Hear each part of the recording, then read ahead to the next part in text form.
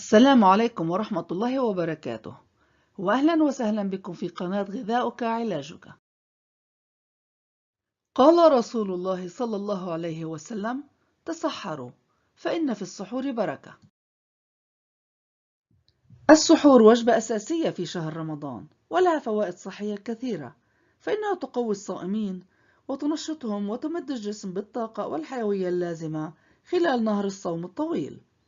وأخر السحور إلى ما قبل الفجر بفترة بسيطة، فإن وقت السحور وقت مبارك تتنزل به الرحمات ويستجيب به رب العباد لدعوات واستغفار العباد. ينصح بأن تكون وجبة السحور غنية بالنشويات البطيئة الامتصاص من الحبوب والبقوليات والخضروات، فهي تحتوي على نسبة عالية من الألياف التي تبطئ عملية الهضم وتشعرك بالشبع لفترة أطول، وتساهم في المحافظة على مستوى السكر في الدم.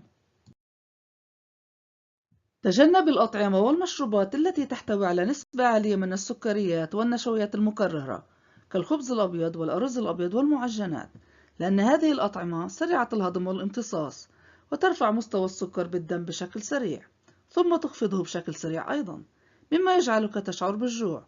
وأيضا لا تتناول أطعمة تشعرك بالعطش مثل المقالي والأطعمة المالحة، وحرص على تناول الماء بكميات مناسبة. وإليك هذه الوصفة الصحية للسحور: مشروب التوت الأرضي أو الفراولة مع الأناناس والمانجو والسبانخ المغذي. المكونات: كوب من التوت الأرضي أو الفراولة الطازج أو المجمد، كوب أناناس مقطع إلى مكعبات، كوب مانجو مقطع إلى مكعبات، موزة مقطعة إلى شرائح، كوب أو كوبان من أوراق السبانخ الطازجة، وربع كوب من الماء. طريقة التحضير: أضيف التوت الأرضي أو الفراولة والأناناس والمانجو والموز والسبانخ ثم الماء إلى الخلاط. امزج المكونات حتى تصبح ناعمة، ثم ارفع درجة الخلاط إلى درجة عالية لمدة دقيقة أو دقيقتين. أضيف المزيد من الماء إذا لازم الأمر، ثم قدميه على الفور. استمتعي أنت وأسرتك بهذا المشروب الصحي.